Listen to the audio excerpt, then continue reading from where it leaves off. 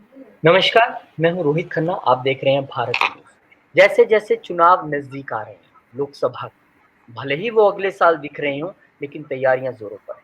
नए समीकरण, नए गठबंधन हर रोज सुनने को मिल रहे हैं। एनडीए इंडिया तो था ही, लेकिन अब माना जा रहा है कि कर्नाटक में भी एक बड़ी हलचल है और जेडीएस और बीजेपी का पैक्ट यानी कि गठबंधन आप लगभग तय समझिए। बस ऑफिशियल अनाउंसमेंट इकट्ठे बैठ के कब करते हैं। जेडीएस तो मान रही है कि हो गया है एक तरीके से। कितना इम्पैक्ट रहेगा, क्या होगा, क्यों ये गठबंधन दोबारा हुआ, जबकि जेडीएस कांग्रेस के साथ भी रह चुकी है, तमाम चीज़ों पे चर्चा करेंगे। स्वागत करते हैं senior journalist doctor Rakesh Prakash ji का। राकेश जी नमस्कार, नमस्कार। बहुत-बहुत स्वागत है। सर कर्नाटक की राजनीति में भी एक बड़ा शिफ्ट होता नज़र आ रहा है। जिस तरीके से एचडी देवगौड़ा और जेडीएस अब खुल के कह रहे हैं कि ठीक है, हम बीजेपी के साथ जाने वाले हैं और इकट्ठे चुनाव लड़ेंगे और यही बात जो है येदियुरप्पा भी कह चुके हैं और अब ऑफिशियल अनाउंसमेंट की ज़रूरत है जब दोनों पार्टियां बोलें। हालाँकि दोनों पार्टियां अपने-अपने तौर पर तो कह रही हैं।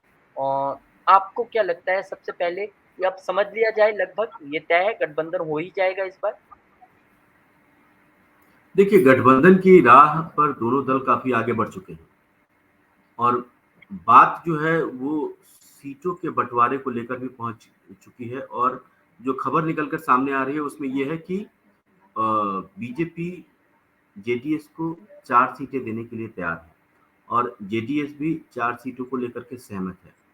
तो बात यहाँ तक निकल के मीडिया रिपोर्ट्स में आ रही है। अब जैसा कि आपने बताया कि औपचारिक घोषणा दोनों दलों की तरफ से एक संयुक्त बैठक में औपचारिक घोषणा मात्र शेष रह गया है।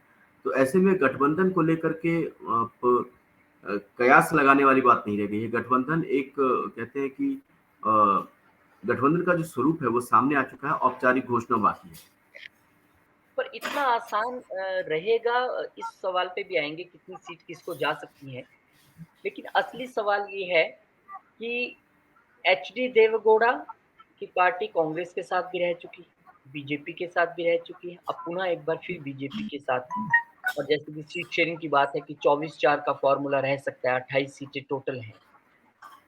तो क्या ये जो गठबंधन होगा, वो इतना कारगर रहेगा जो स्टेट में अभी-अभी कांग्रेस की गवर्नमेंट एक अच्छा खासा बहुमत लेके आई है, मैंडेट लेके आई है सबको हरा के। और कहा जाता है कि पहला 1 डेढ़ साल तो किसी भी सरकार का हनीमून पीरियड भी रहता है। और बहुत सारी घोषणाएँ सिद्धरमैया करते भी रहते हैं। तो क्या उतना कारगर रह पाएगा ये गठबंधन? ऐसा परफॉर्मेंस होगा कि 2019 को दोहरा दे बीजेपी?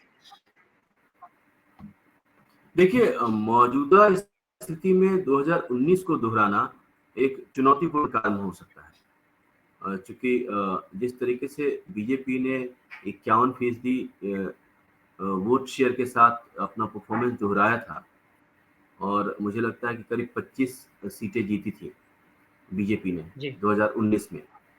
तो जिस तरीके से बीजेपी का जो प्रदर्शन 2019 में है, अगर वो दोहरा लेती है तो फिर तो एक कहते हैं कि इससे बड़ी बात कोई हो नहीं सकती। लेकिन जो वोट शेयर है आम चुनाव में, जो लोकसभा चुनाव में जो वोट शेयर है जेडीएस का, वो करीब-करीब 10% के आसपास है, ठीक है?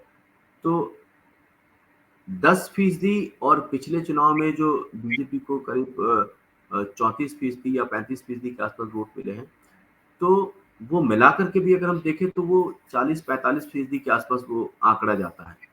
जबकि 2019 के चुनाव में बीजेपी को जो वोट मिले थे उसका जो प्रतिशत है वो करीब-करीब 52% है, ठीक है? तो अगर हम वोट पिछले चुनाव में जो प्रदर्शन हुए और उनमें जो वोट का प्रतिशत है उसको अगर हम आपस में जोड़ भी दें, तब भी हम उस आंकड़े तक नहीं पहुँचते।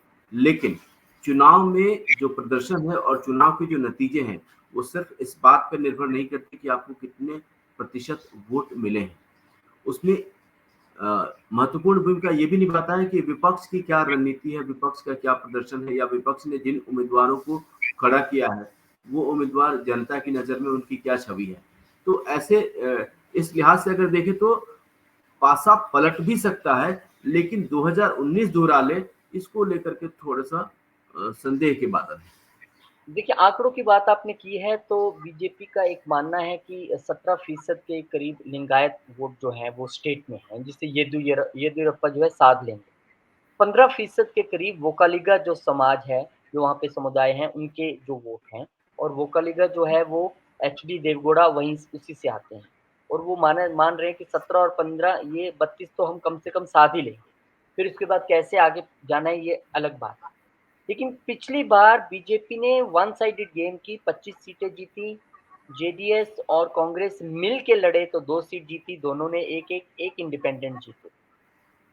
पर पिछली बार वहाँ पर सरकार थी बीजेपी, सिटिंग गवर्नमेंट थी। इस बार सरकार कांग्रेस की है। तो इसीलिए आपको लगता है कि उतना बड़ा वोट शेयर या उतनी बड़ी जीत ना हासिल हो पाए, या हो सकता है कि चीज़ें टर्न हो जाएँ? देखिए, इसमें 2 बातें गौर करने वाली हैं। सरकार राज्य में होना और सरकार राज्य में नहीं होना, इन दोनों के अलग-अलग पहलू हैं। कई बार सरकार होने का आपको लाभ मिलता है, कई बार सरकार होने की वजह से आपको एंटी इनकम्बेंसी फैक्टर का सामना करना पड़ता है। तो ये दोनों चीज़ें हैं। सरकार होने के फ़ायदे भी हैं, सरकार होने के नुकसान भी हैं।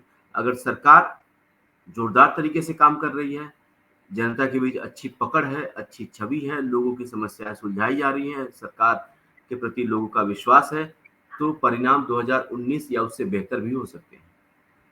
लेकिन अगर सरकार आपस में ही लड़ रही है,